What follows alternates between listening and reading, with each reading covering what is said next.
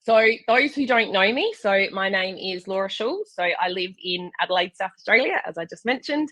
So I am a clinical nutritionist. So I've done my health science degree, majoring in nutrition and dietetic medicine. I finished that back in 2019. But it was halfway through my degree. So my degree took me just over 6 years because I had 2 pregnancies during my degree. So I have 2 daughters. And it was about halfway through that degree that I started to research the effects of nutrition and trick.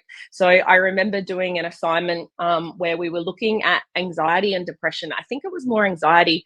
It is a while ago, so I was trying to remember. But I remember talking about iron, like researching iron deficiency, vitamin D deficiency, and how that affects anxiety.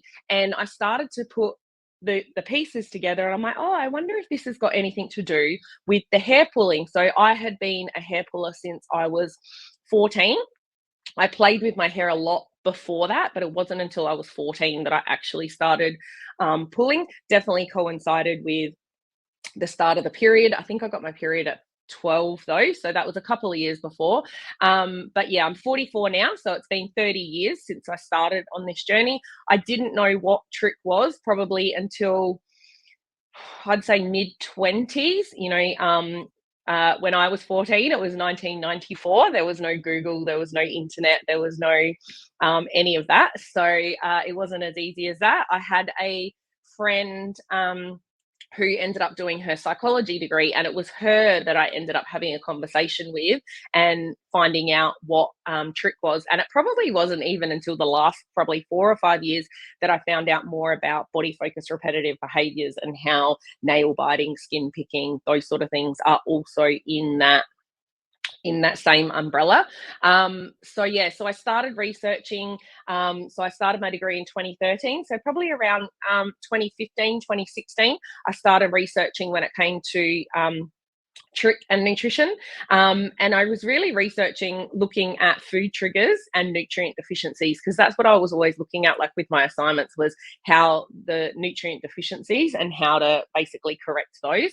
But I also started to realize myself that MSG was having a huge effect, and preservatives, so your sulfites mainly, were really like they would exacerbate my urges to pull. So when I finished my degree, 2019. I had a baby in 2020, and then it wasn't until 2021 that I started to treat others with trick as well. So I went through my own journey. I would say 2020. It was when I had the baby at home. I didn't have as much else on my plate, so I was like, really, I'd been researching it for a few years. I'm going to take my own recovery and my own trick and hair pulling behaviors. I'm going to take it seriously. I'm going to work out what it is. I'm going to go for those blood tests. I'm going to, work out what these underlying deficiencies are. So, and really started correlating MSG and preservatives and that sort of thing. So I was on my own recovery. And then I thought, I've seen such good results. I'm going to put myself out there. So that's how Tricky Nutrition came about. And so that's how it came about. And yeah, I remember pretty much started putting it up, and I think within a month or 2 months, I think it was, I was just putting up posts, letting you know who I was. And I think I had like 3 clients within 2 months. And I still remember them. And I actually still is it all 3 or is it 2 out of the 3?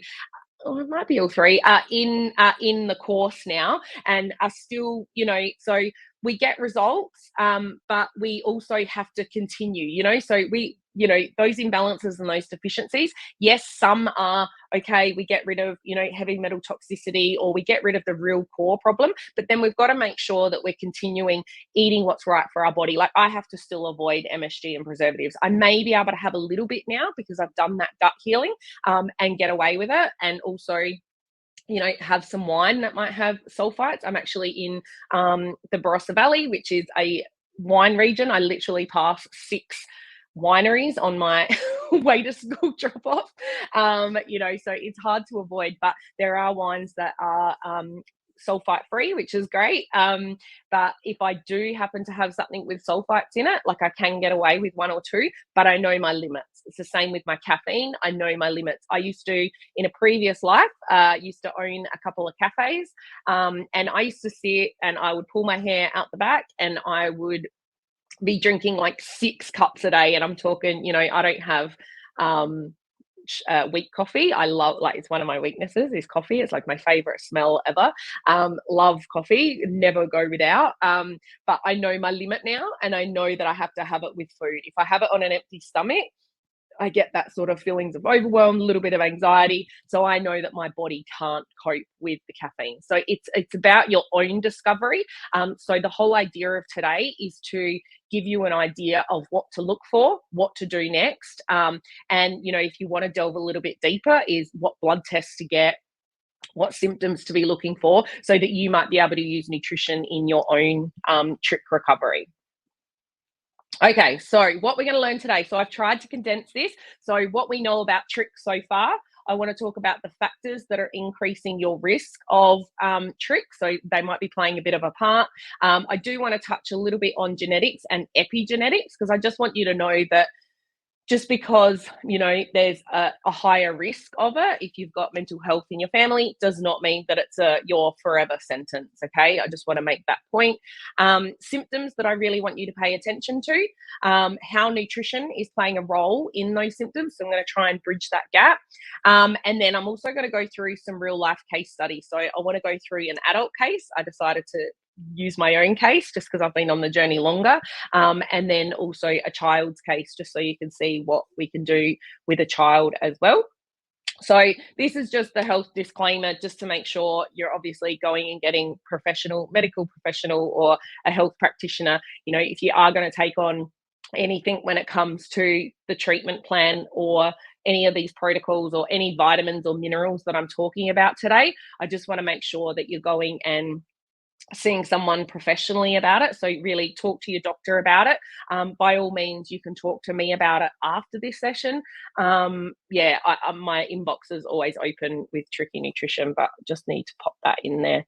Okay, so what do we know about tricks so far? So usually self-diagnosable. So, we obviously know if we're pulling hair impulsively and doing it, without being able to stop. So the point to get across there is there's no medical diagnosis. It's not like iron deficiency anemia where it needs to be under a certain amount when it comes to iron deficient, like looking at your iron levels. It's usually self-diagnosable. I don't think I've ever gone to a doctor and actually got, yeah, you have. So generally we know if we've got it or not, or you might know if you've seen it in your child. Pulling can be automatic versus focus. So some people will just be doing it without realizing it, or you might be doing it on purpose, so to relieve like an emotion like tension or boredom or something like that. I've got clients that will only do it at nighttime. They don't even know they're doing it. They're just waking up to hair, when they wake up in the morning and they realize they've pulled their hair overnight. And some people sit there purposely, and can't stop while they're watching TV, while they're driving, that sort of thing. We do know that it's a complex disorder. I know, like a lot of psychiatric disorders, bipolar, schizophrenia, the cause of trick is not clear. But like many complex disorders, we are looking at genetic factors and learned factors, but also the environment. And that's what we're going to talk about here.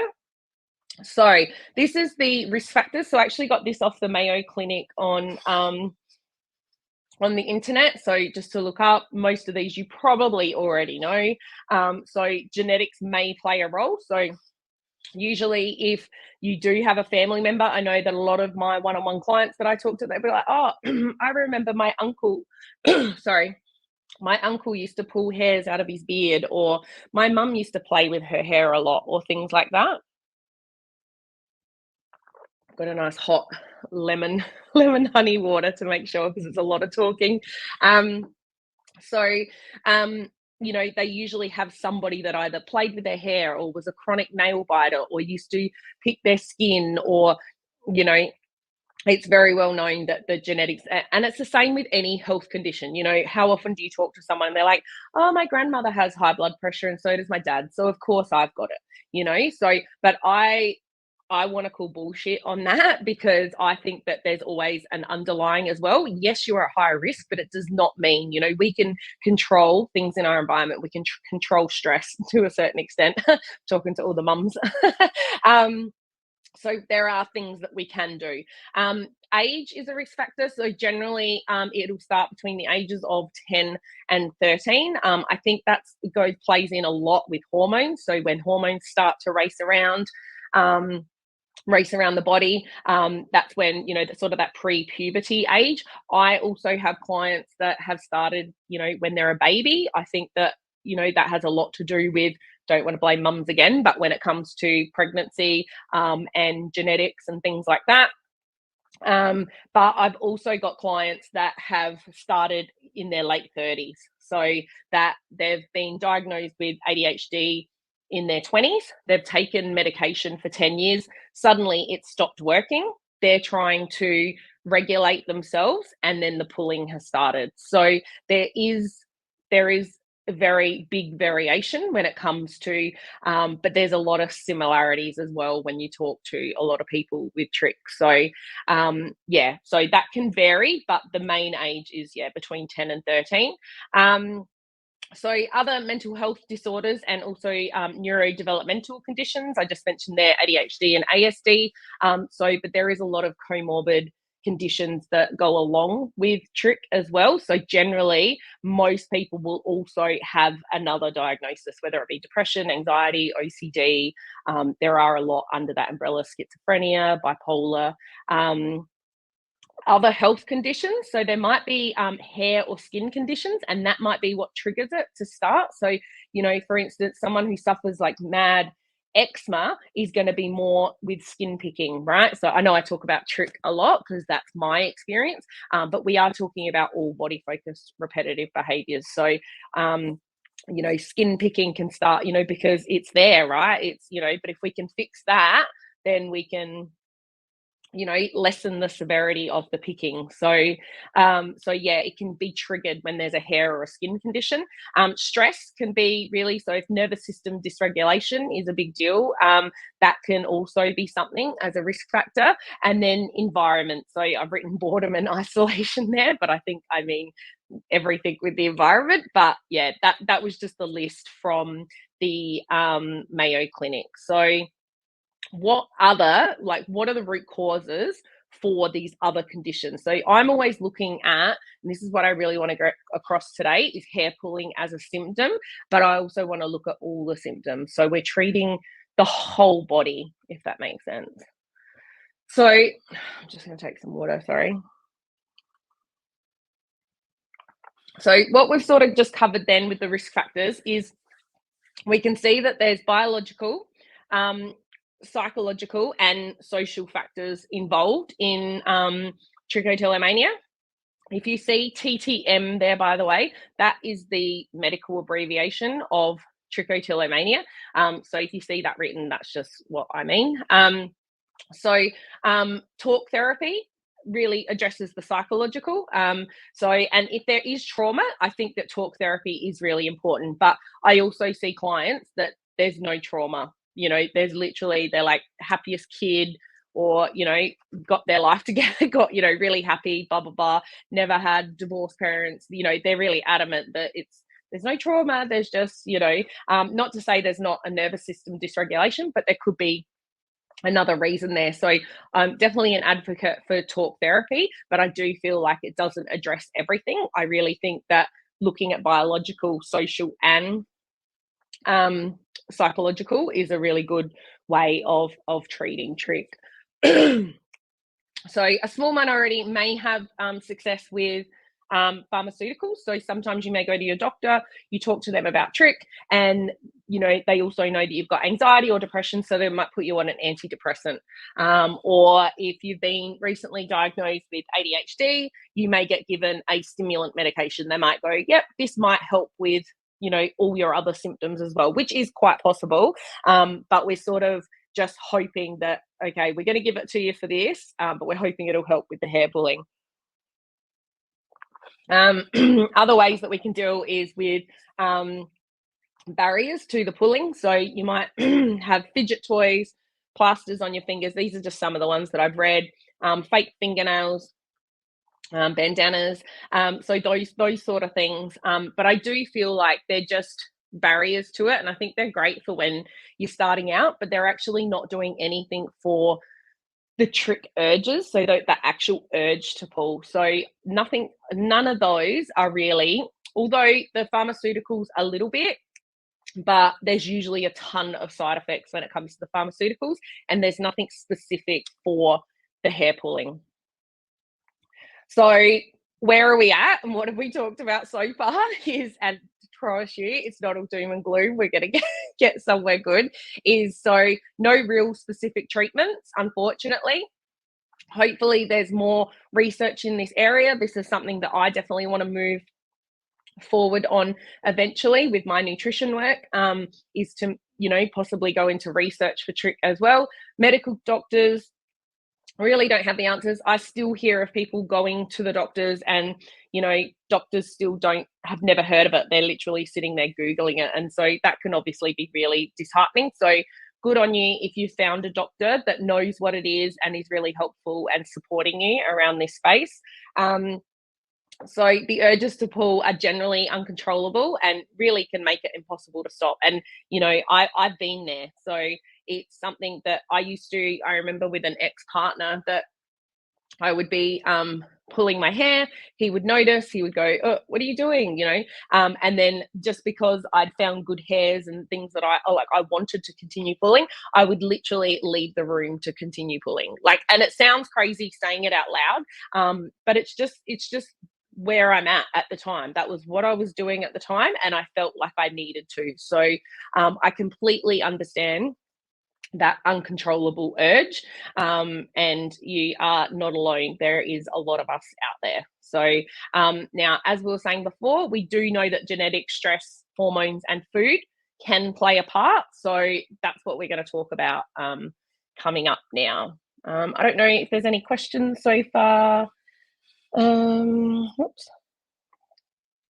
So someone's mentioned about low iron. Yep, we're definitely going to talk about iron deficiency and picker. So picker is if you are eating non-food items. So you might look at eating ice or dirt or something like that. So basically, if you've got a kid that might be doing that, sometimes it can mean that low iron. So if you're someone who really likes chewing ice, I still think that eating ice might not generally be low iron. It could also be you want that sensory stimulation. But yeah, it's definitely something to look into. And I will add, and is about iron, is when it comes to iron, if you're low in iron, I don't generally give an iron supplement. So I've had this with so many of my clients, and I have written about it on Tricky Nutrition, is because iron can feed if there's any underlying bacterial infections or if there's parasites or whatever. It's feeding it. So generally, I like to look at why, because generally we're getting enough iron, but we're just not absorbing it properly. So it goes back down to the gut health. I eat ice like they're not making it anymore. I love that. I like ice too. I literally have, there's no ice left in it, but I did make myself an ice water too. So on top of this, because I feel like I'll need, but I mean, it's been hot here. It's not hot today, but I really like cold water too. So I get it. Okay, so if you actually Google genetics and trick, you will find that the SLIT-RK1 gene is one that they have identified that could be possibly correlated. I will say, so as I mentioned before, many diseases are correlated to gene dysfunction, but that gene defect has never been proven as causative. So it's never just that one thing, but it's interesting that SLIT-RK1 gene is because, and I don't know anyone that's actually got a genetic test to check for that gene, But basically it means you usually it provides instructions for making protein. So, and I do think that it's got a lot to do with amino acids and proteins and neurotransmitters, but we're going to get onto that soon. And the other one that I wanted to mention there was the MTHFR gene. So I know a lot of people call it the motherfucker gene, but I do have a whole masterclass on that gene and how, because there's a lot of mental health when it comes to gene variations in that, and I think that that's causing a lot of issues. And if you go and have a look at that, I won't go into it all now because we don't really have time, but if you go and check out that masterclass, it's a free masterclass. It's basically the way we activate folate, and folate is so important for brain function. And we're getting all the synthetic folic acid in a lot of our foods, and what happens is it builds up, and then it causes those sort of symptoms like anxiety and stuff like that. So yeah, if you do want the link to go and get that masterclass after this, please just let me know. So I've done a whole thing on that. Like I said, there's nothing out there that links MTHFR gene variation and trick. It's just my own research that I've done, because we read a lot about methylation pathways and the MTHFR gene in my nutrition work because it affects, folate, so it affects a vitamin. And so that is why I've done the work on that. And just like I said, looking at the symptoms, we're looking at hair pulling as a symptom. And if you look at all the other symptoms that a lot of us tricksters, if you want to call us that, it can play in a lot with it. And I do have a lot of clients that actually have gone on to get the MTHFR test. Is quite common. If you're here in Australia, it's about $60. It's not covered under Medicare, but it is about $60. So it's not very expensive. If you want to get the exact gene variation that you've got so that you can get on the right treatment protocol. So I did want to talk about epigenetics. So epigenetics means above genetics. So basically it's controlling the gene and the DNA and the way that the gene is expressed. Okay, so I've written there, epigenetic factors could override genetic factors. So this is the point I really want to get across, is that just because, you might have something like in your DNA or something that's genetic for you in your family, doesn't mean that it's, like I've got a younger sister that's got type 1 diabetes. I've got a mum that's got rheumatoid arthritis and vitiligo. So there's autoimmunity in my family. And yes, I did end up getting Hashimoto. So I've got a thyroid, and I do know that it's first degree female relatives. That's how it works. But I can control my Hashimoto's, like with my nutrition and with my background, I can look at that. So, and I know that the thyroid imbalance is definitely something that was contributing. So if you look at underactive thyroid, there's things like anxiety, constipation, all these things that are symptoms. But if we can deal with those, so if we're dealing with the thyroid, we can get those better. And then when there's less anxiety, when there's less constipation, and we're excreting everything that we need to, regularly, then guess what? The pulling's improved. So I hope this is making sense. So environment, stress, nutrition play a really important role in the response of an organism. So it's not just the DNA itself. Okay, that's the point that I want to get across there. I really loved this quote. I only heard this week, so I added it to the slides here. Is genes load the gun, environment pulls the trigger. And I was like, ooh, I love that.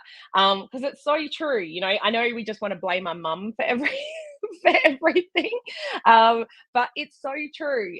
Is environment pulls the trigger. So it's what we're doing daily. It's these consistent things, and I'm not saying to change everything all at once and just go, yeah, we're going to go on a keto diet and I'm going to drink all the water and I'm going to go have saunas and, do all the things and I'm going to exercise every day and whatever. But even just these little small changes, like, just drinking enough water or, moving your body or getting out in nature in the sun, like vitamin D. I've had out of over 100 trick clients that I've had one client that's not vitamin D deficient. One.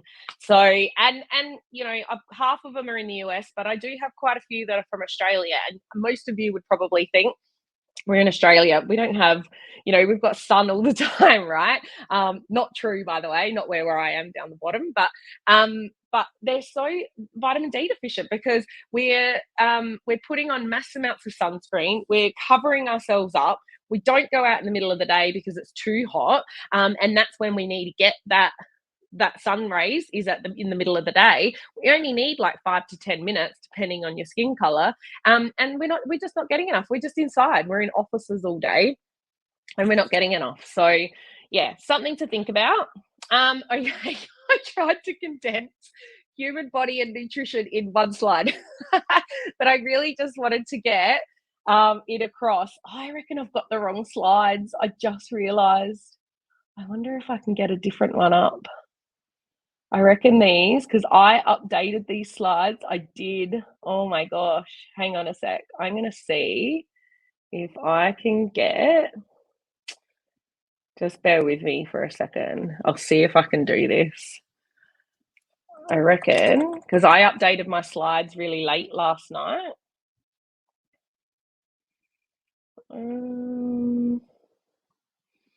Just give me a second, guys.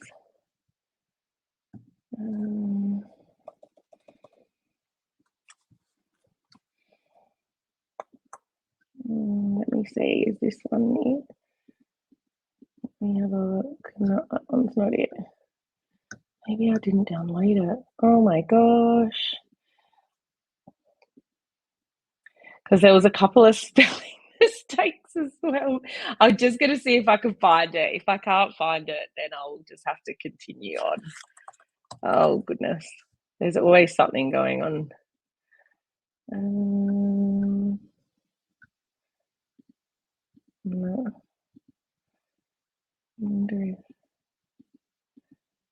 That one. No, I don't have it. That's okay. I'll just have to continue on. Oh my golly gosh. Okay, so there will be a couple of mistakes. Be in the sun without sunscreen, 20, that's what I've heard. I wouldn't say 20 to 30, it depends. So if you've got darker skin, you need to be a little bit longer, but definitely in the middle of the day, only 5 to 10 minutes. So even my skin color, 5 to 10 minutes. If you've got darker skin, you might need a little bit longer. But yeah, we just need in the middle of the day for that. Is it midnight in the UK? Oh, thanks, Mike. I was trying to get it, yeah, to an hour. We're going to see how we go. I can't believe I got the wrong slides. Bummer. That's okay. So human diet. So as we know, diverse components, which include obviously your nutrients, we've got vitamins, minerals, everything else. So they supply the raw materials that drive multiple metabolic processes in every cell of the body. So we have over 1 trillion cells in our body, and we're constantly doing, like, even as we're sitting here, our body is doing all the things, even for me to move my hands, for us to think, for us to everything. And it's nutrition that feeds this, right? That's how we regulate everything. So we regulate our temperature, we regulate our heart rate. So everything is what we're putting into our body. So some components are beneficial, as I mentioned, like vitamins, minerals, while others have toxic effects. So you think your sulfites, your preservatives, your there's stuff in our water. There might be stuff on unwashed vegetables or whatever it might be. There's other things going in our body, like alcohol, caffeine. Some of these are toxins as well, especially in if we're overloaded with them. So nutrient deficiency or excess. So we need that homeostasis.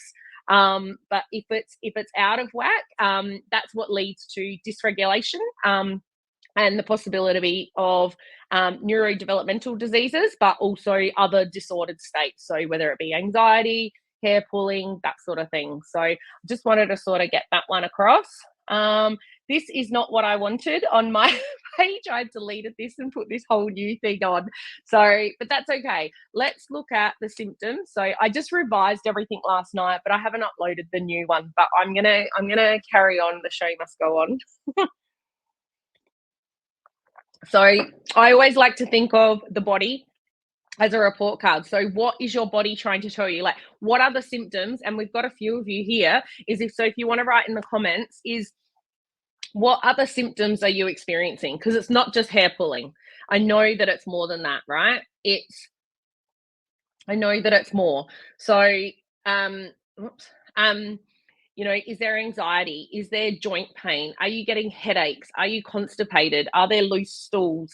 The list goes on. Is there bloating? There's so many different things. Do you know in most, and a lot of the stuff you might even know, like, do you know if you're drinking enough water? Like, do you feel that you're drinking enough water? Do you feel like you're moving your body enough? I know a lot of people when they're first on this journey is they will, start exercising or start a new, and they're like, oh, I feel so much better, and you realize, but it's sustaining that. And I know that life gets in the way and that sort of thing. But, if we can make it easier. So sometimes we're struggling through because we're lacking in a nutrient or we're lacking in something. And so it's harder for us to get through the day, or it's harder for us to get to sleep. So someone said anxiety and lack of sleep. Yeah. So, and lack of sleep. So sleep is one of the first things that I look at when it comes to my one-on-one clients, because if I can get the sleep sorted, you can get a whole heap of other sorted. Like, how many of you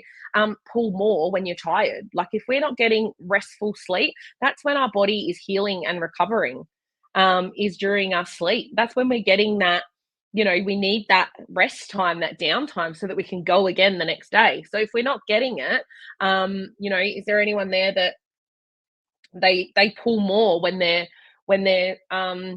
tired? So we're going to go into that a bit further now. So what are your symptoms trying to tell you? These are the sort of ones that I'm talking about. So anxiety, low moods, inability to cope with stress. So I don't know if you've noticed, on a day that you might go out for exercise, you might do a walk or something like that, go to the gym, how much better does your day roll? Whereas when you don't get to the gym, or you don't get that walk in, or you don't get outside, or there's something that you really want to do and you don't get it done, and then the rest of the day just feels like a struggle, and you can't cope with the kids or the whatever. And it's the same for our kids as well. If there's something that doesn't sort of, if they don't get out enough, they that's when misbehaviors and things like that sort of come into it. So so gastrointestinal issues, sleep disturbances, low energy, all of these things I look at. But the reason that I've put that up there is, see how we've got hair pulling, skin picking, fidgeting, unable to keep still. They're symptoms. And I think that's the main thing that I want to get across, is it's the symptoms that we're looking at. And hair pulling, I consider a symptom, and I want to look for the underlying deficiency or imbalance that's going on. So that's what I had on that slide. So the next thing that I had on the slide that I didn't have here is, I wanted to go through the most common things that I see. As I mentioned at the start of the presentation, was the was food triggers and nutrient deficiencies. They were the only two things I was concentrating on, probably for my clients, for the first year, maybe 18 months that I was in. So it's just gone on 3 years that I've been doing this now. But that was what I concentrated on. I always just concentrated on those two things. But now I go into so much more. Like, we go into heavy metal toxicity. We go more into the gut microbiome and, that balance. We go into so much more. I did have a slide on it.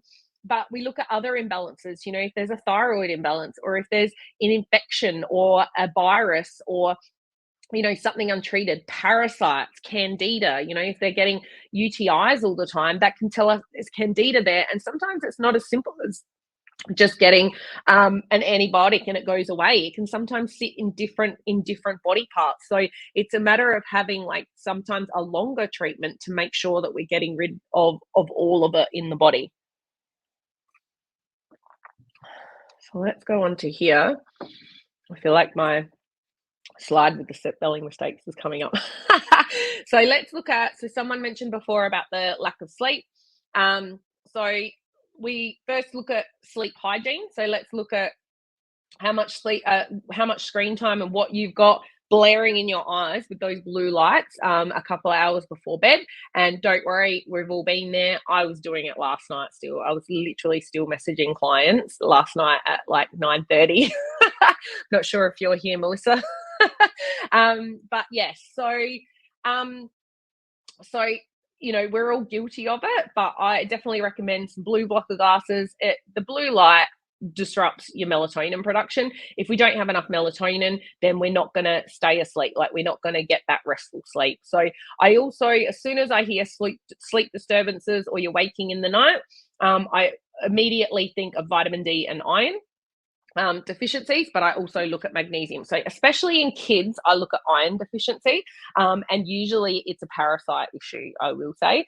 So it's not that they're not having enough iron foods. Sometimes they're not, if they're a picky eater, but if they're a picky eater, there's probably usually a zinc deficiency. So it's all relative. So we start to look into all of it, but I definitely look into sleep routine as well as nutrient deficiency. So in all of that. And also, you want to make sure you're tired enough by the time you go to sleep, right? So if we're not getting enough activity during the day, then that can be another factor. So if we're, and that's the thing, if we've got low mood, we're a bit depressed, anxious, we might not want to go out of the house for a walk, or we might not want to go out and see things. You just do the bare minimum at home, do what you need to do, and go to bed and expect to go to sleep. And then you're making it's sort of like this vicious cycle. So we've got to sort out the low mood, the nutrient deficiency.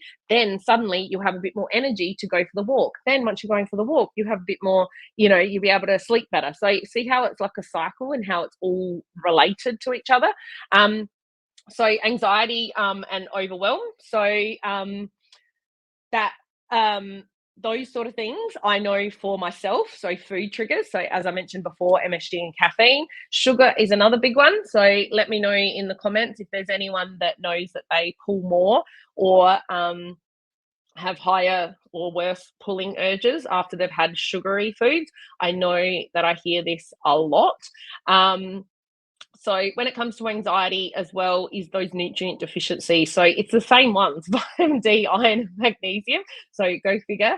And I also, when I look at anxiety, and I sort of mean like fidgety and everything in this as well, is the intestinal parasites, but also like infections. So I don't know if when you get sick, like this is definitely true for me, but if I can feel a virus coming on, or I'm getting sick, or maybe I've done too much and my body's, a little bit weaker, is that I would start to get anxious, and that could cause the hair pulling urges. Okay. So I don't know if anyone can also say when there's a sickness coming on, whether you can vouch for this, is whether hair pulling is worse. Sometimes it's different. If you're like completely wiped out, you might not have any energy, but I feel like as you're coming on, and sometimes even as you're getting over it, that you may also notice hair pulling urges might increase. Yep, certain breads, pizza, bagels, yes. So that's just refined carbohydrates that just turn straight into glucose in our body. So it's just increasing our glucose levels in the body. So I know I mentioned a keto diet before. It's not something that I take lightly, that we're just going to go, yeah, just cut all of it out, but definitely decreasing those foods can have a big effect on hair pulling urges. So, oh, and pasta, yes. Now you're speaking my language. I stick to gluten-free pasta though, just because of I have a gluten sensitivity. So, but I'll get into that after. So premenstrual symptoms. So I don't know how many of you also notice the if you're premenstrual, or sometimes when you're ovulating, that you notice that you get those urges to pull more. So I definitely urge everybody, I should say encourage everybody to track their period. So if you are a female with your menstrual period right now, I know some people are older that might be here, and some people may not have their period yet if you're here for a child. But once you start to get your period, or if you are in that time of your life right now, I definitely encourage you to track your period, and because the more information you have, the better you are and the better armed you are to help with hair pulling urges. So if you know 5 days before your period that you're gonna, you can put strategies in place. So, and I will say, once we do, and I've written it here, liver dysfunction, estrogen metabolism. So when it comes to liver, is that clears a lot of the hormones. And I will say that sugar has a big part of it as well. So insulin sensitivity, and gut health when it comes to hormones. So um, if you can actually support your liver, and that's, I've written there, good sources for like vitamin B12, we need B6, we need B9, so your folate, zinc, selenium, magnesium, and we also need really good protein. But if you've got a high sugar, this is just for an instance, if you've got a high sugar diet, generally what happens is the endometrial lining will be thicker, and then that's more that you have to shed when you actually get your period. So you have more cramps, you might have more blood loss, all of that sort of thing. And usually you'll have more cramps and everything, and those sort of premenstrual symptoms of anxiety or overwhelm or anger before your period. So I definitely recommend reducing sugar if premenstrual symptoms is something that you're going through. Had that too, was told that when I went through menopause, the trick would go away. Oh, that was not the case. Yeah. So, and that's because hormones is just one part of it. So hormones might just be one part. Then we've got nervous system and stress. There might be gut health stuff. There could be, liver stuff still. So, or there could be food triggers or food sensitivity that you're really sensitive to, that's causing gut inflammation. And then when there's gut inflammation, we can't absorb nutrients properly. So it's just multifactored. Okay, so don't give up, please. Don't give up. We can, you can find the answers. It's just, like I said, I feel like I've got about 6 topics there, and that's why I knew doing nutrition and trick as one whole information session would be a lot. My throat seems to be handling it okay today, so which is good. We're up to 45 minutes. So so that's what I wanted to say on premenstrual symptoms. And I will say that at the start of my journey, I used to be cranky, like a week before my period.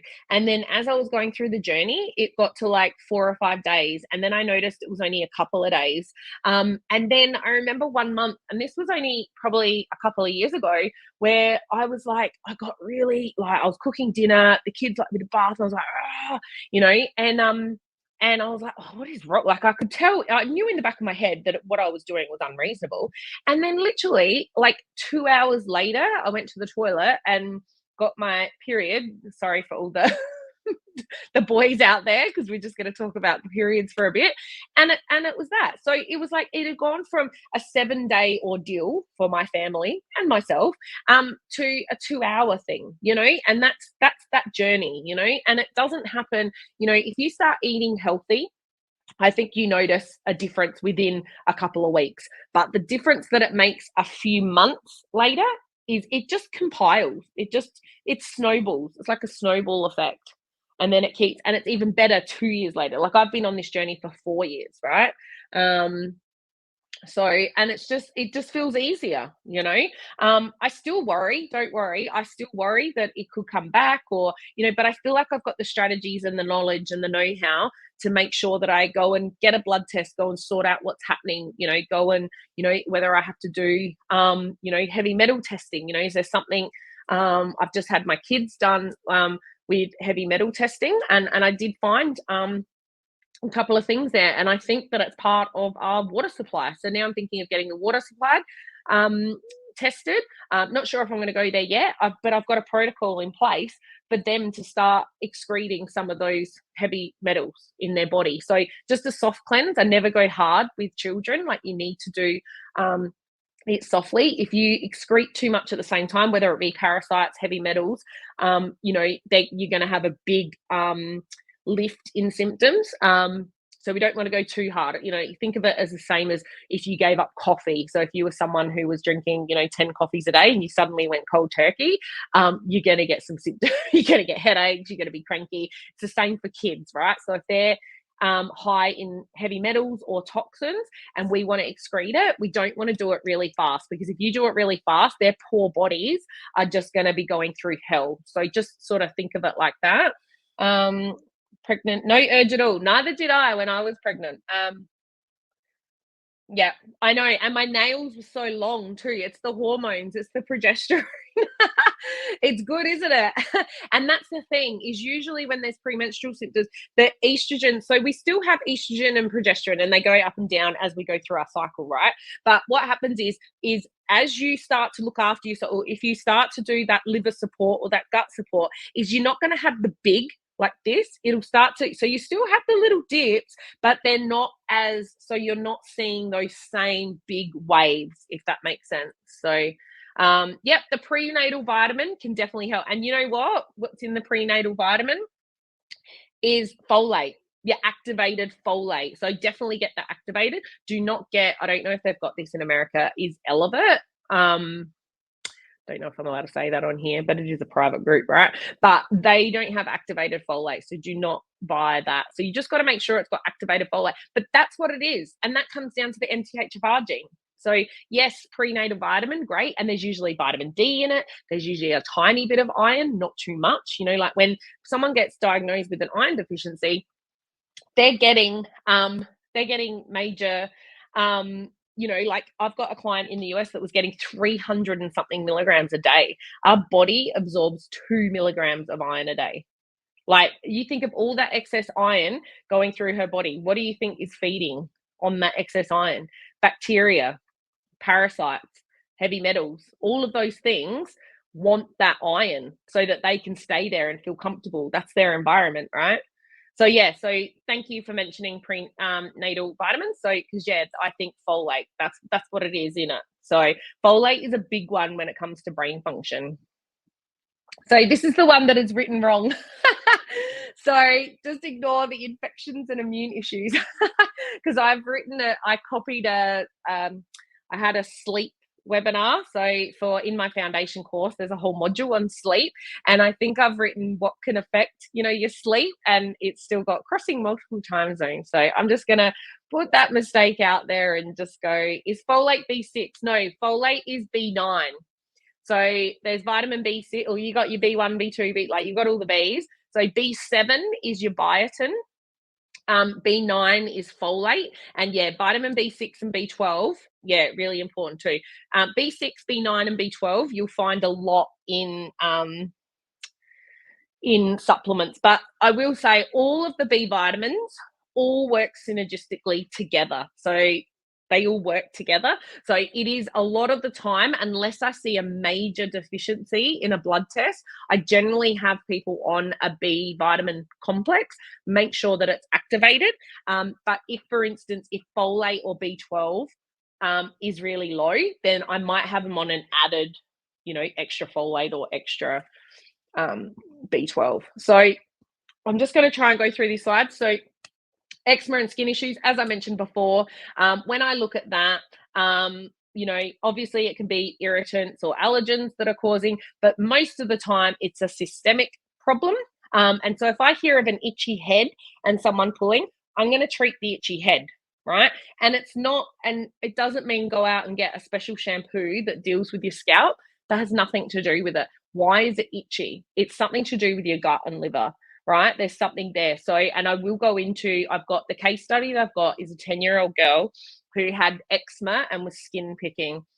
And we took dairy out of her diet, and within a week, the rash had cleared up. So the skin picking had basically stopped within a week. It had almost completely cleared up. Like they couldn't believe. So I would, when it comes to skin conditions, I always look at dairy first. Gluten is another one, but it could also be another food sensitivity. So, which I'm going to go into a little bit later in the slides, is what you can do when it comes to trying to find foods and food sensitivities. So infections and immune issues, as I mentioned before, is there can be underlying. So I'm not sure how many of you heard of PANS or PANDAS. That's an autoimmune disorder that is usually caused by a strep infection.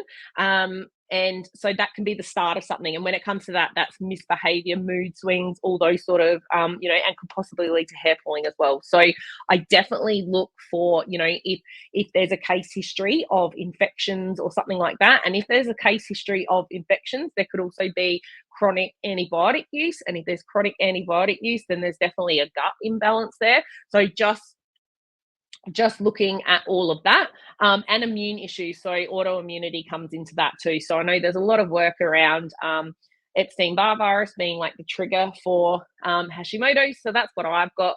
I do have present the EBV, but I still think one of the triggers was me having a baby, because I got it 2 years after, and I know a lot of people get it around that baby making age. And I think that that's what triggered it. I feel like I wouldn't actually have a thyroid issue if I hadn't had children.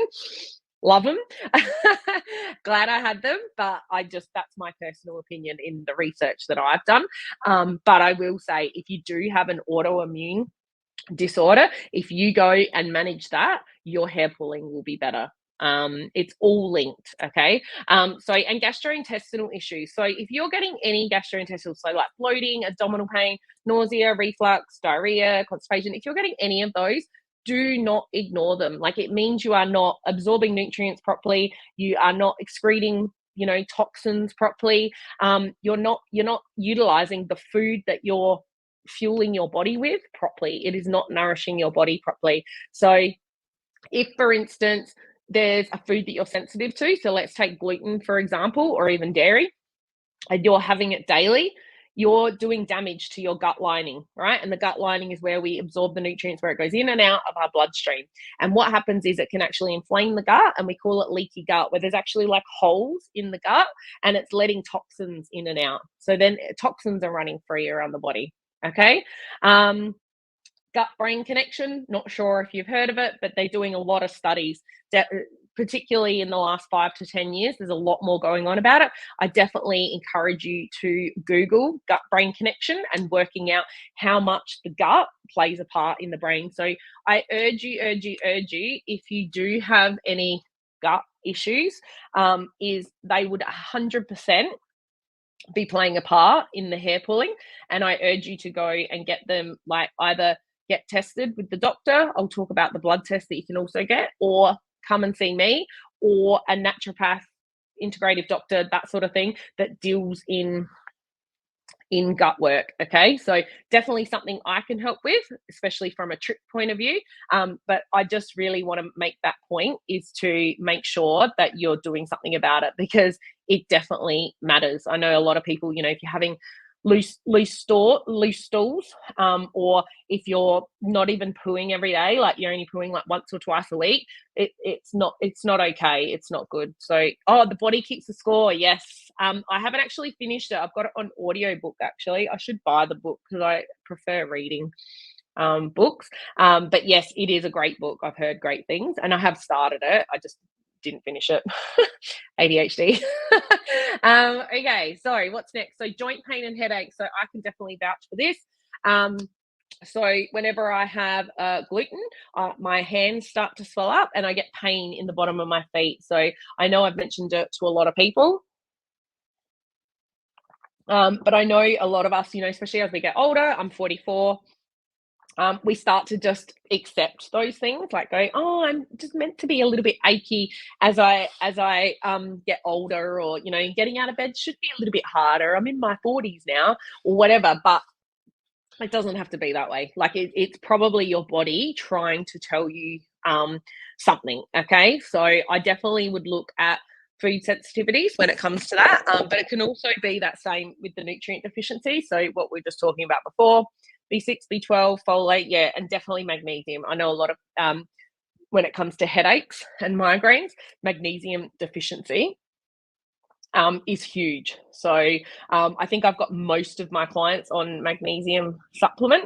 I was even listening to a podcast from a doctor yesterday about magnesium deficiency, and they were saying that it's minimum 45% of Americans, it's a US podcast, are magnesium deficient. So the main thing we get magnesium from is dark leafy green vegetables. And I mean, how many of us are having enough of that? And then the phytates can also, so it's not as absorbable in its rawest form, so even cooked is a little bit better. So it starts to get into different things you can do. So yeah, we're definitely not getting, and even if, I think they were saying we need approximately 300 milligrams a day, and we're only getting 200, and you might think, well, it's only 100, but if you're doing that every day, that's how we're going to get that deficiency. So definitely don't ignore joint pain, or if you're getting regular headaches as well.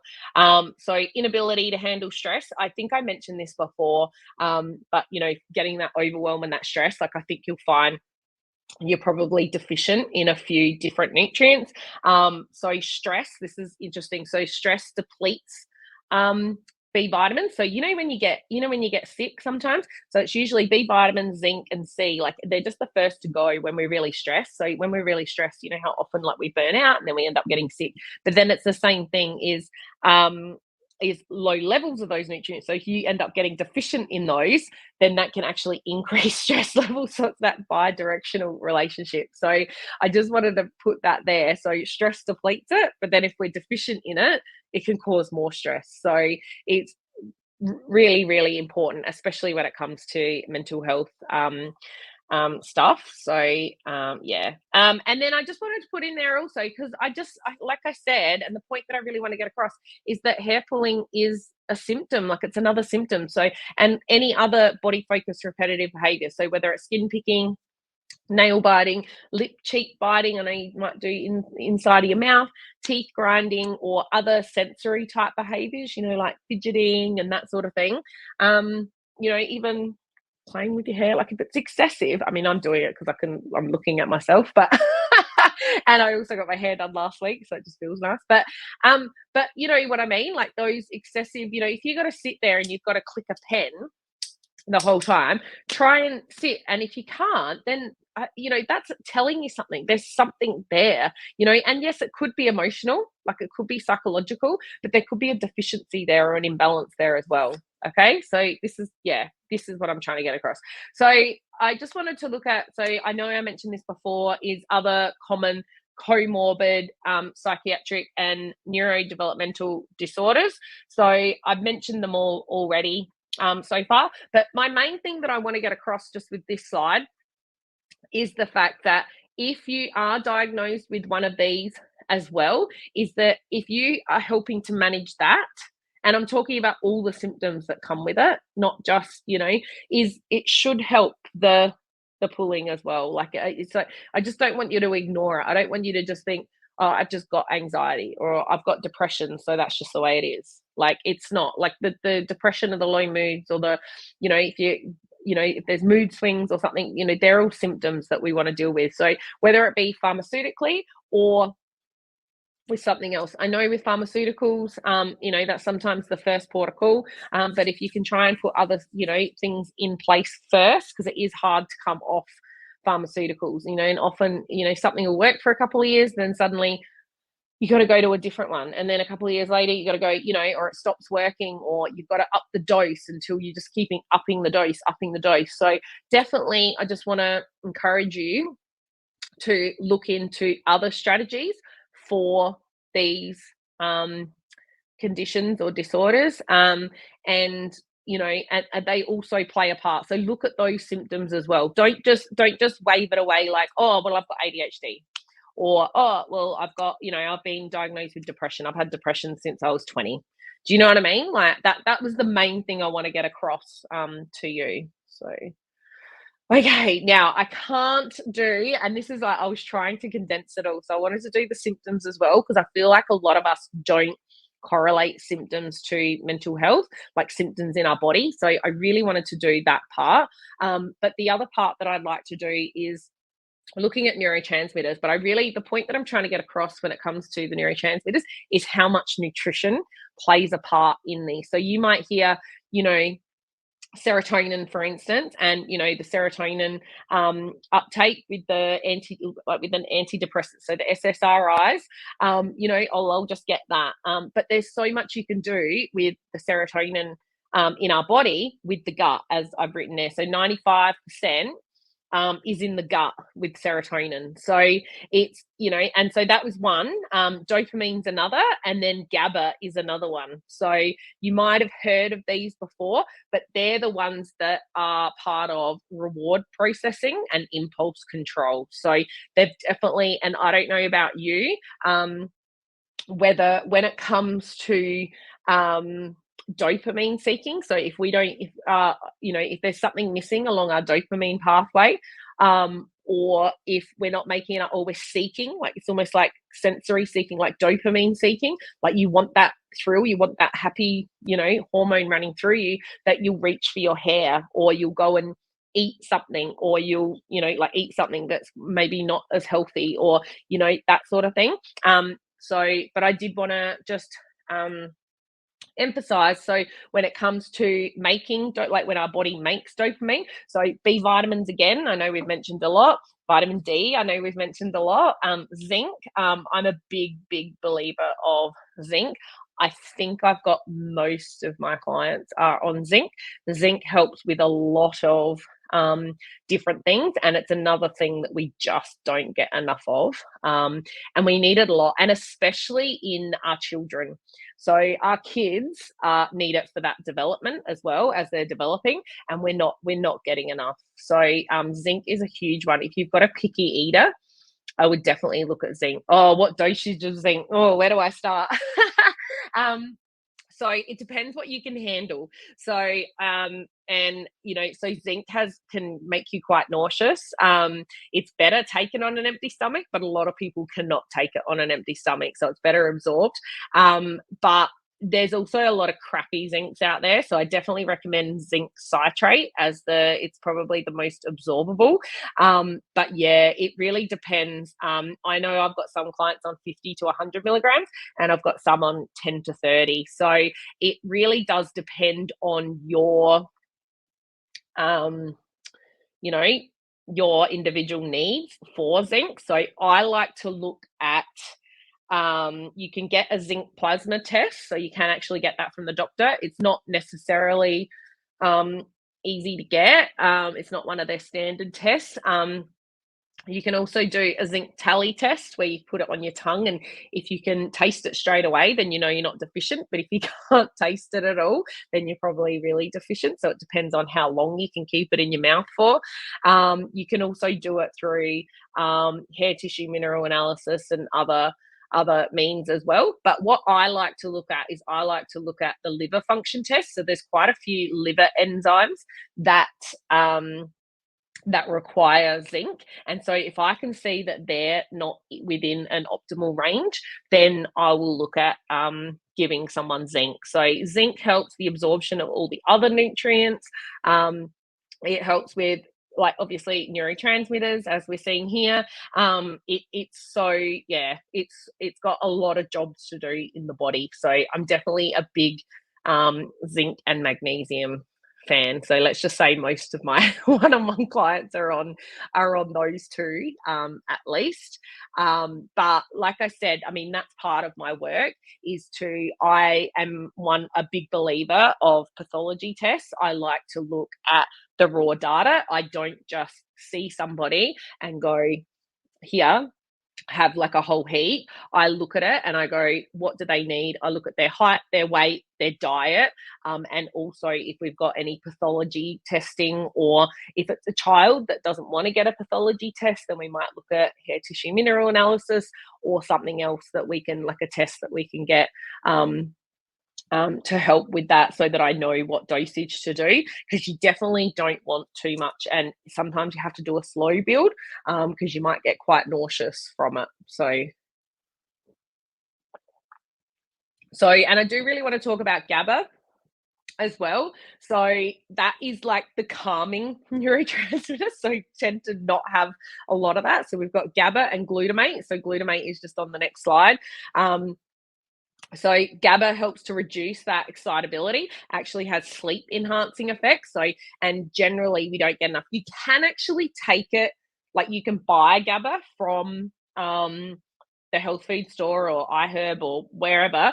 But I don't usually recommend that. I would usually want to encourage you for your body to make its own, right? And it's the same with melatonin. I know a lot of people give their kids, I think every person I've spoken to at the playground that has issues with their kids' sleep, they've just bought melatonin from the shops and, or from the, iHerb, and they just give it to their kid, and it literally, they'll go, oh yeah, it wasn't working as well. Now I've upped it and I've upped it. Like, where are they going to be when they're 15 and they're relying, because their bodies end up not making it themselves, right? So I like to support GABA production instead. So, and as you can see on the slide there, magnesium and zinc again. So B6. B6 is a really big one. I know I mentioned before. So B6, B12, and B9. So your folate are really the important ones. But as I mentioned, they're all important. And taurine is another one that can help with that. And I just want to go onto here. So glutamate. You guys might have heard of glutamate before. So this is the excitatory. So you got glutamate and you got GABA. GABA's the calming, glutamate's the excitatory neurotransmitter. So, and that one's important for memory, cognition, and mood regulation. So generally, and this is something, so I know that we've got a lot of studies, and you've probably heard of NAC before, so N-acetylcysteine, and that's actually a glutamate like modulator. That's exactly what it does. So generally with trick is glutamate, we've got too much, or it's being released too much, or there's too much at the neurons, at the synapses. So we have to get rid of that excess. So, and I will mention, so there's food, like, so monosodium glutamate, that's your MSG, that's glutamate. So I think that's why that affects me. But there's also glutamate food. So for instance, in tomatoes, in egg yolks, I'm trying to think of the others. Look up glutamate foods, and you'll be able to see what foods contain glutamate. So they're ones to look out for as well, because when it comes to any body focused repetitive behavior, or even any, that sort of, with kids with angry behavior, that sort of thing, I see that a lot is with the glutamate food. So that NAC can help with that. So NAC is one of the most studied supplements when it comes to trick. You've probably, if you do follow Tricky Nutrition, which I assume you do because you're here, I do have a course coming up that's just NAC and trick. So I feel like it's the most frequently asked question that I get is about the NAC supplement. So I'm doing a whole course on it. So if you do want details about that, it doesn't go live until the 4th of April, so it's still a couple of weeks away. But if you are watching this down the track, get in touch, and it'll still be available. So it's going to go through on how what NAC is, how it works in the body, and how it helps with hair pulling. I'm going to be talking about dosages, contraindications, what you need to be careful of, how to use it safely, how to, how long to have it for, what you need to, watch out for, all of those sort of things. So I really want to go deep dive into NAC and trick, just to make sure that there's information out there for anyone, because I do feel like when people are taking that, if they say they haven't worked, number one, they might not have been taking enough, they might not have taken it long enough, or they might not have looked at other things that were going on. So whether it might be glutamate foods as well, if you're having that to modulate glutamate better, but then you're having MSG each day, then it's probably not going to have the right effect. So any questions about that? Don't think so. Okay, whoops. So this case study is me. That was me when I first started. I look so young. I've definitely aged. I think I was 40 there. I don't know. I can't remember. Might have been even 39. I don't know. Anyway, so I just wanted to do, and I'll do this brief because I know that I've taken up a lot of your time, and I'd like to get on to the other case study as well. So hair pulling, I started when I was 14. Hyperactivity as a child, can't sit still. I remember seeing a book in my parents' bookcase that had something about like foods not to give your hyperactive child or something like that. It was called. It's like some old, hard-covered book that didn't have like title, like a front cover on it. It was just like a red book, I remember. Anyway, teeth grinding. So I used to do that. That was probably more primary school age. I used to bang my head against the cot. I know if something like that happened these days, you'd probably go straight down the route of, ASD or ADHD, whatever. My parents, obviously this is in the 80s, nothing really happened. It was just something they used to put pillows up so that I wouldn't hurt myself when I did it. I even did it through primary school. And I remember even doing it sometimes. It wasn't as much, but during high school. But I think it did stop pretty at the start of high school, which is maybe when the hair pulling started. Like maybe I replace that behavior with the hair pulling. So that was something. Social anxiety in new situations. I definitely still get that a little bit, I think, but definitely not to what it used to be. I used to, have to plan out everything and, do everything and have to know everything before I go into a new situation. Processed food in the diet, but I still think we ate relatively well. Like, I think, I lived with my dad through high school. So just my dad and my mum lived with my sister. So long story, there was a divorce when I was 9.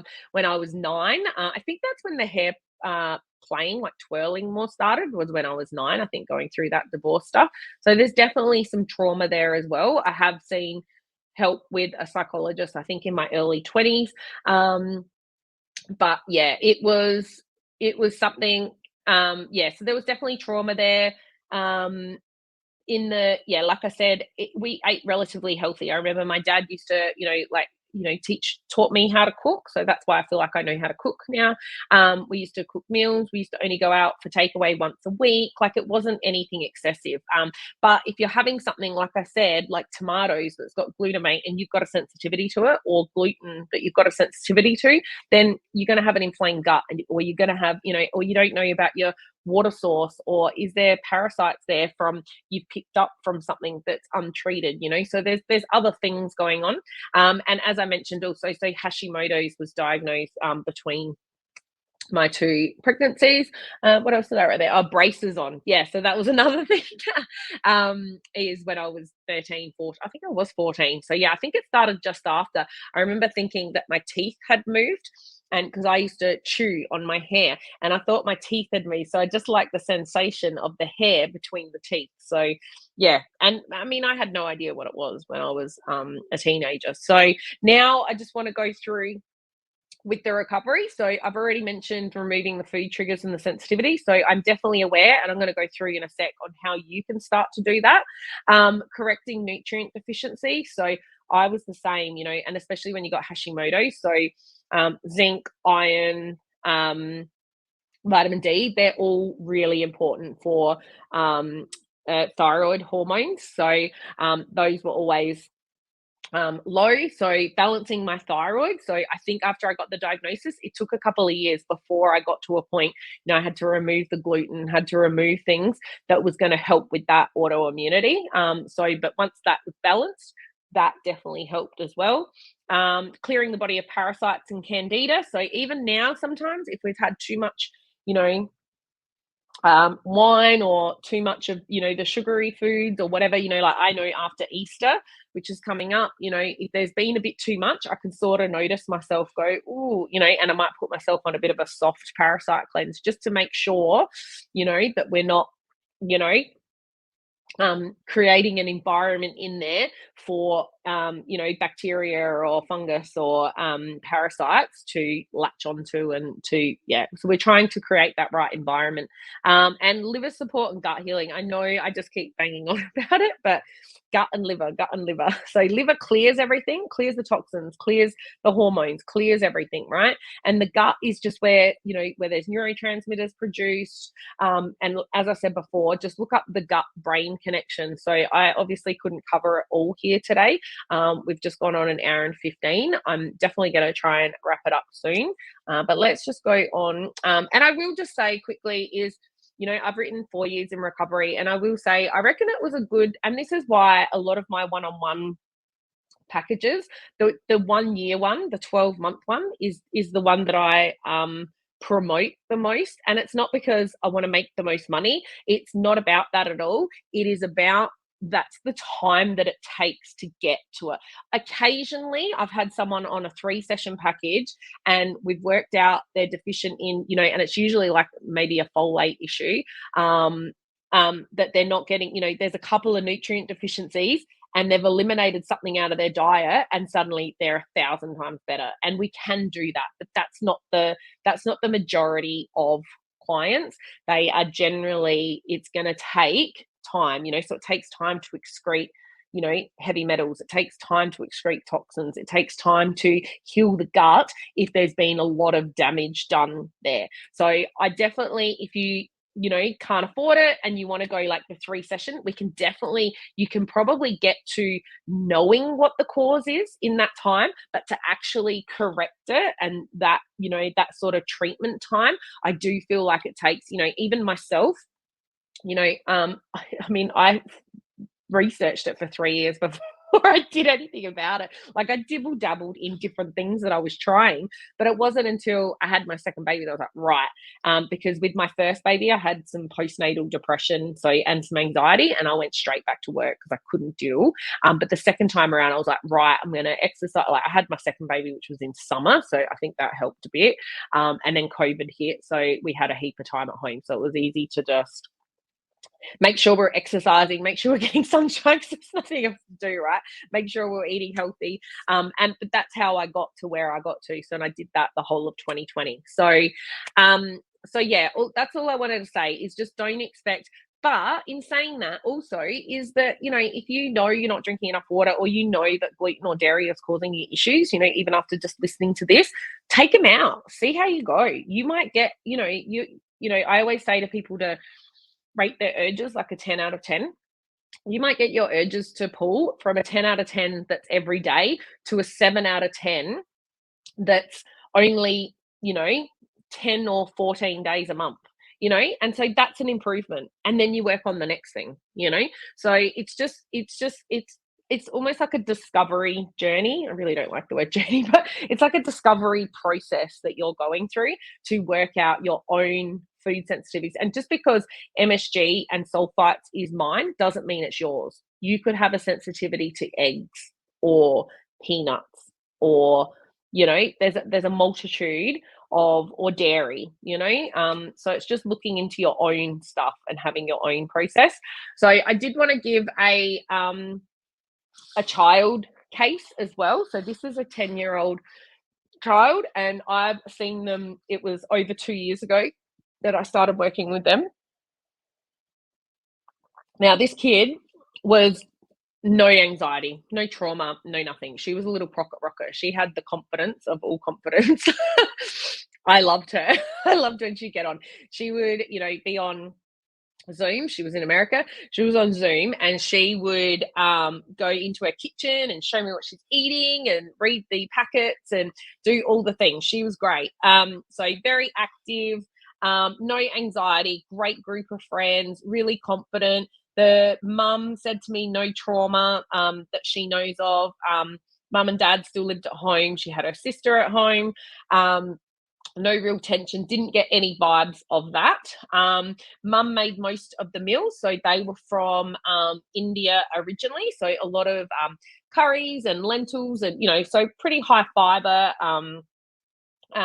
sort of foods. Obviously, as a child, you're still getting those sort of snack foods and those other things creep in. You almost can't avoid it, especially when they're at school or whatever. So she had gut issues from a baby. So you think if you've got gut issues from then, there's probably been issues with nutrient absorption for a very long time. So if you've been nutrient deficient for a really long time, then we've obviously got a little bit more damage. Now, this kid also, so she had started hair pulling at age 7. I think she came and saw me at age maybe 9. So she's probably 11 now, but I know that I was still seeing her till she was 10, which was maybe why I wrote 10 on there. But she also had rashes across here, and she was a really big skin picker. So the skin picking had started a lot earlier, but it wasn't until age 7 that she had moved to the scalp. But she had like full eczema, and she'd had eczema since a young age as well. So the first thing that I said to do, and as I mentioned before with skin conditions, was took out dairy. And there wasn't a heap of dairy, but there was enough that it was obviously bugging her, because as soon as she took it out, less than a week, and that eczema had cleared up. That's how quickly, that's the irritant that was, the effect that it was having on her body. So that had cleared up. And so the skin picking basically stopped like within 2 weeks. Like it cleared up within a week. But there was still like a few little bits. And then the mum said there was nothing after then. We also removed a lot of like the sugary, packety preservatives and stuff. I do have a PDF that shows a lot of the things like foods to watch out for. So if you want a copy of that, I can send that through as well. I also got her drinking more water. So this girl was really, really active, but was really not drinking enough water. So we got her on that. And the hair pulling was still happening after we had taken dairy out. We also then got a blood test and we worked out the nutrient deficiency. So there was definitely the folate, the B12, and the zinc as well. And I think we had her on magnesium. I can't remember if we had her on magnesium actually. So we ended up correcting these nutrient deficiencies. And as we we're going through this process, I think the mum had taken her to a birthday party and she ended up going pull free for a couple of weeks and through this. And then she went to a birthday party, and after the birthday party she started pulling again. Like she could see how much the sugar was affecting her, how much she'd had like dairy again, so she was starting to get itchy. And so she noticed. And so this she was 10 by then, I think. She was like, no, I'm not going to do it anymore, mum. Like, I just don't want to. So I remember meeting with the mum and she told me, she was like, she's worked it out for herself. Like she's made that decision herself. But it wasn't, I will say, there was still some pulling, but it wasn't until they took gluten out that it stopped. So I could tell there was still some issues with gluten, but the mum didn't want to really take that out yet because with their, you think the naan, like they used to make naan bread a lot, and there was quite a bit of wheat in some of their foods that they were making. But she ended up, the mum, like, credit to her, she ended up making all the things out of gluten-free flour, and she worked out all the recipes and she did all the things. And she said once she took the gluten out, it literally only took a few days and the pulling completely stopped. Like we had already worked on, so I'm not just saying gluten and dairy, but we had already worked on the nutrient deficiencies as well. And yeah, I think it was the gut. So, and then after we took out those foods, we worked on the gut some more. And then that's how it played out. But I just want to give a case on and also explain the process that we go through. So it wasn't just going, right, you can't have this, this, this, this, this. So we just took out one thing, and we might have still allowed, a little bit of something, like whether it be a little bit of yogurt, but you can, all the rest has to go, sort of thing. So it's working with the child and with the parent and what they can do. So they wouldn't have been ready to take all of that out all at the same time. So we worked with it. And it was probably a good 6 months. She paid for it was the 12-month package, but it was probably a good 6 months of all that stuff. I mean, obviously I told you the eczema and everything cleared up pretty quickly. But by the time we corrected nutrient deficiencies, ended up taking the gluten out, did that birthday party and got to witness, the effects of it. I would say that was a 5 to 6 month process. So yeah, so I just wanted to give that case study. I don't know if anyone's got any questions. So I just want to make sure, and we're almost an hour and a half. I'm going to try and get it under. Is I don't want to leave you with just dump all this information and for you not to know what you can do to sort of start from. So I just want to say is to even just take a random piece of paper, put it in your kitchen and write down all of your food consumption. So, and I'm talking water, coffee, alcohol, everything included, any little snack, anything. And then I also want you to write the time that you're eating it at, and then write down your pulling as well. So write down any pulling activity. And as I mentioned before, I always rate the urges because, sometimes I've seen a client during a time and I'll go, okay, where are your urges right now? And they'll say a 9 out of 10. And then we'll come, a month later or whatever, and they've got their blood test done and they've started correlating some foods, blah, blah.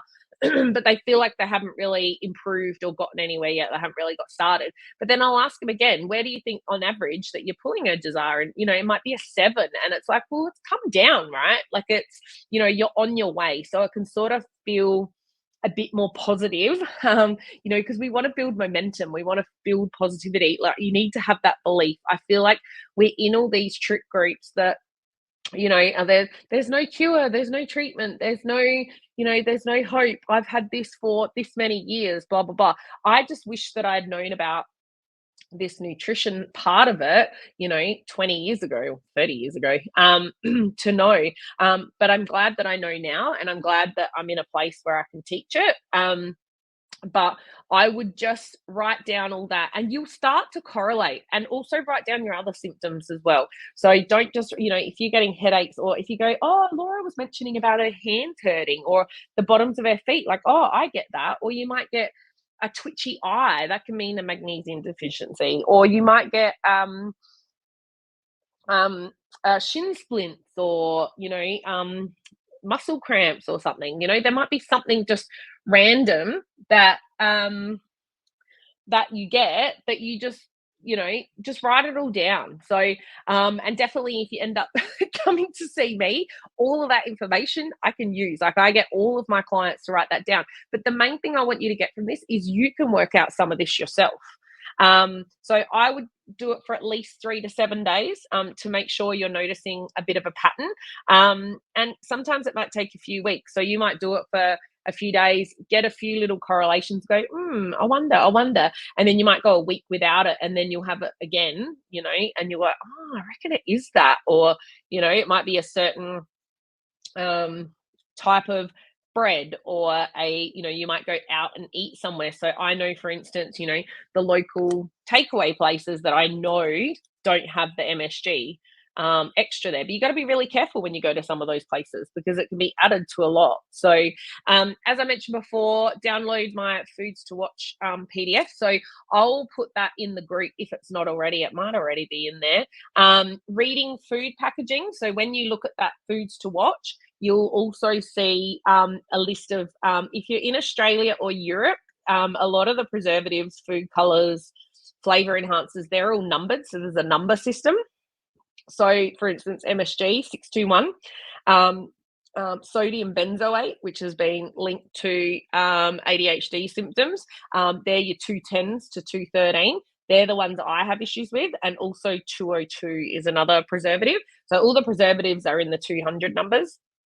All the colorings, like food colorings, are all in the 100. So your 160B is your caramel coloring that you'll find in Coca-Cola.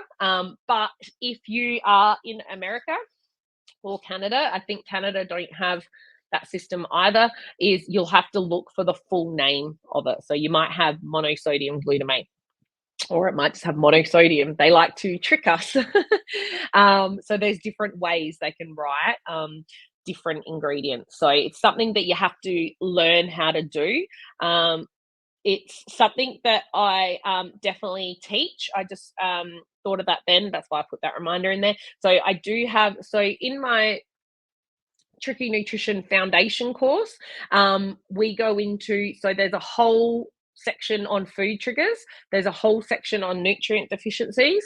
There's a whole section on lifestyle factors. So we go into stress, sleep, physical activity. And then there's also other factors, which includes your MTHFR imbalance, your gut health, your thyroid health, those sort of things. So that goes into other things.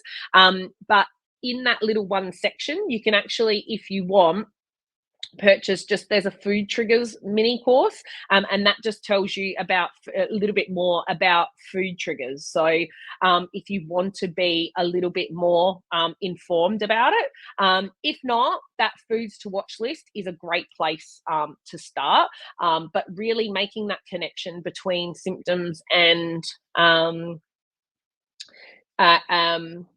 foods is a really good place to start. So, any questions? Yeah, I think I had another slide up as well that had just going through the process of blood tests. I did think I wanted to talk about blood tests a little bit. I know I've mentioned it a couple of times during this session. is blood tests are a great way to get a good snapshot. I know some people don't like getting blood tests, or especially children might not get them. There are other ways, other functional testing that we can do. So it's yeah, so but I definitely recommend there's a YouTube video, look under Tricky Nutrition. I can also upload that here as well. It's just a little video that explains the different blood tests that you can get done to have a look at these nutrient deficiencies. And I also go in on that video about the different reference ranges. So not looking at the reference ranges that are on the labs, but actually getting optimal ranges. So they only look for absence of disease, not optimal health. So that's why it definitely pays to get a naturopath or a nutritionist or an integrative doctor that is well versed in mental health, to have a look at your blood tests. So when you had the teeth grinding, was it during the day or night? It was at night time. So I remember going on holidays with my family. So it was definitely before age 9. So before the divorce. That's how I know that. And yeah, I used to do it. So if we would go away, and when you're in a motel or whatever, and you're all in the same room, and they would complain that I'd kept them up. But I actually have been told by a dentist, and I go to the dentist quite regularly, but I went to a new one in the last couple of years, and they've basically told me that I've ground my teeth down, like, I think he said like 30%. So if you actually have a look, not that I want to pinpoint out my my flaws, but if you actually look, you'll probably see the photo of me there. I've hardly got my mouth open. I don't mind smiling, but it's I can definitely tell. I feel like I've got a bit of a complex about it now since the dentist told me that my teeth are ground down, and you can actually sort of see they're a little bit shorter than what. I don't do it anymore. I remember having a mouth guard for a while, and that did not last long at all. I hated wearing a mouth guard, but it's another symptom. It's a symptom of, like, I would definitely look at magnesium deficiency, vitamin D, zinc, all those ones that we've mentioned, when it comes to teeth grinding as well. So are you someone who teeth grinds as well? Understand when I'm stressed, I clench or grind. I have cracked teeth. Yeah, I don't think I ever. Oh, did I ever crack a tooth? I don't think so. But I will say on this thing is about the grinding of the teeth. So for instance, so we just got my daughter scanned, so my 7-year-old, and she's got her molars didn't form properly, so they ended up having to put. I think they're made. I don't know if they're aluminium. I don't know what metal they are, but we could see she was high level of that because they're in her mouth. So I'm doing protocols now to get rid of that toxin. So I'm with my 7-year-old. I think she would likely be either on the spectrum or ADHD when it comes to her behaviors. We were getting angry outbursts 3 times a day, like, to the point we're just like, what the, like, and I'm talking 45 minutes, to the point we want to call someone to, like, take her away. Like, that's how bad it was. Like, I hate saying that out loud, but she was uncontrollable. And we have taken MSG and glutamate foods out of her diet, mainly tomato. So tomato is one. And I do have a trick client that took tomato out, and same thing, like, the hair pulling went from a 10 out of 10 to like a 3 or 4 out of 10 just by taking tomato out. So then we're also correcting nutrient deficiencies and that for her as well. But that's a big thing. And yeah, she's like a new child, and I feel like, but now I want to go the next level. So we've worked out food sensitivities first. As I mentioned, that's always the first in the process. And now I ended up going and getting a scan for her, so that I've worked out her heavy metals and her nutrient deficiencies. And we're currently on a protocol. I have her having clay baths once a week. Actually, it's twice a week at the moment because I had to get my 4-year-old vaccinated, but that's another that's a topic for another. So I'm also drawing out toxins out of her at the moment from the vaccination. So we're doing those sort of things to excrete the heavy metals and heavy toxins. And she's currently on some zinc, some C, and some iodine because that was showing up deficient as well. And we've seen improvements within a week. Like, it's insane. So yeah, that's just another little example for you. And we've got an appointment coming up with the pediatrician in May, and I feel like things are so much better. I'm like, oh, what are we going to talk about? I still think there's something there like neurodiversity, neurodevelopmentally, but because a lot of the big behaviors have gone from up here to down here, I know that when we look at a spectrum, ASD 1, 2, 3, maybe she was sitting on a 2 or 3 before, but maybe, and I'm only guessing. I'm not a psychiatrist. I'm not a psychologist. I'm just going by a lot of the clients that I see with Trick. Either have ADHD, ASD. They have one of those neurodevelopmental. I know for me, undiagnosed ADHD, I'm 99.9% sure I have it. I feel like that was what the issue was all the way back then. Obviously, I've come up with my own management strategies. It might be something that I look into later on down the track to actually get assessed. But I think that when it comes to these behaviors and when it comes to things, we can get them from up here to down here with food. Just don't discount the effect of nutrition. So I even saw yesterday there was a podcast, and it was I know it might have been an Instagram post, but it was a doctor that I follow that's very in with the Hashimoto. So I follow with Hashimoto's, and she was talking about magnesium deficiency, and she actually correlated magnesium deficiency to sensory problems, like when it's too much noise. And I was like, oh, I've never put those two together before with magnesium deficiency. With it makes sense, but I do want to look into it more. That was just yesterday. So husband fell off the ladder, broke his neck. I witnessed it. Oh gosh. Oh, is that how you broke your tooth? Oh no. Oh, that would be really stressful. I hope he's okay. Your husband. Yeah, central auditory processing disorder. Yep. So, but as I was saying before, like I just, with these disorders or conditions, look at the symptoms. That was the main thing I really want to get across today, is don't just go, oh, I've got, this, or, and it can 100% help us understand what we're going through a lot more when you can put a name to it. But just look at underlying, look at all the symptoms that you're experiencing, because you'll be surprised. Is, say, there's symptoms for depression or anxiety or ADHD, and you're getting symptoms up here. If you can make them that much more manageable, like we're just looking at bettering those outcomes. So, but obviously my main thing is I want to reduce the hair pulling urges, but the main thing I wanted to get across here is that I never just look at that. Like I see hair pulling as a symptom, and I'm just looking at the person as a whole. I do case history back to when your mum was pregnant with you. That's how far back I go, because even in the womb, that can tell me things. The way she birthed you, that can tell me things. How you were as a baby, were you, did you have ear infections? Were you in and out of hospital? Did you have a heap of antibiotics? All of these things, asthma, all these different things can tell me, allergies your whole life.